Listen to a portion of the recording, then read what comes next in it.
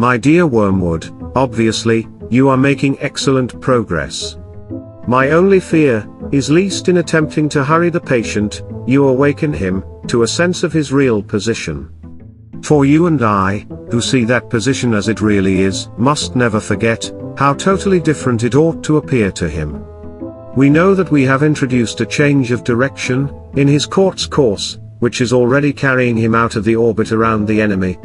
But he must be made to imagine that all the choices which have affected this change of course are trivial and revocable. He must not be allowed to suspect that he is now, however slowly, heading right away from the sun, on the line which will carry him into the cold dark of utmost space. For this reason, I am almost glad to hear that he is still a churchgoer and a communicant. I know there are dangers in this, but everything is better than that he should realize that the break he has made with the first months of his Christian life.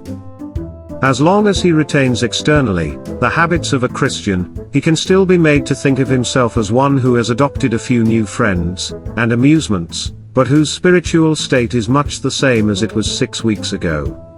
And while he thinks that, we do not have to contend with the explicit repentance of a definite, fully recognized sin, but only with his vague, though uneasy feeling that he hasn't been doing very well lately. This dim uneasiness needs careful handling. If it gets too strong, it may wake him up and spoil the whole game. On the other hand, if you suppress it entirely, which by the way, the enemy will probably not allow you to do, we lose an element in the situation, which can be turned into good account. If such a feeling is allowed to live, but not allowed to become irresistible and flower into real repentance, it has one inevitable tendency. It increases the patient's reluctance to think about the enemy. All humans at nearly all times have some reluctance, but when thinking of him involves facing and intensifying a whole vague cloud of self-consciousness guilt, this reluctance is increased tenfold. They hate every idea that suggests him, just as men in financial embarrassment hate the very sight of a passbook. In this state your patient will not omit, but he will increasingly dislike his religious duties. He will think about them as little as he feels decently he can, beforehand, and forget them as soon as possible, when they are over. A few weeks ago, you had to tempt him to unreality and unintention in his prayer, but now you will find him opening his arms to you, and almost begging you to distract his purpose and benumb his heart. He will want his prayers to be unreal. We will dread nothing so much as effective contact with the enemy.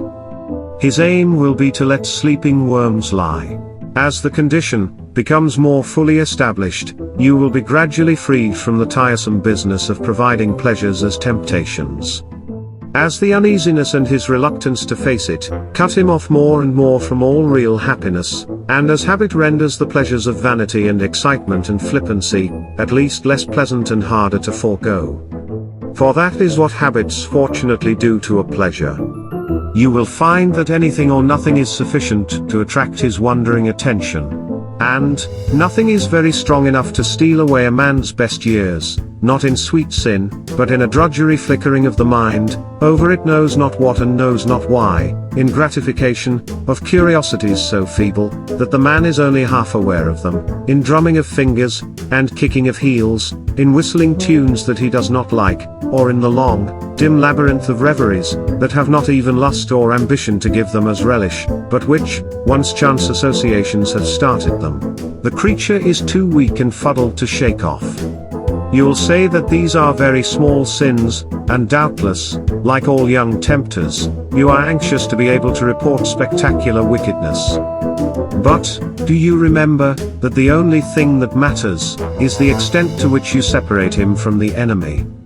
It does not matter how small the sins are, provided that their cumulative effect is to edge the man away from the light and out into nothing. Murder is no better than cards if cards can do the trick. Indeed, the safest road to hell is a gradual one. The gentle slope, soft underfoot, without sudden turning, without milestones, without side post. Your affectionate uncle, Screwtape.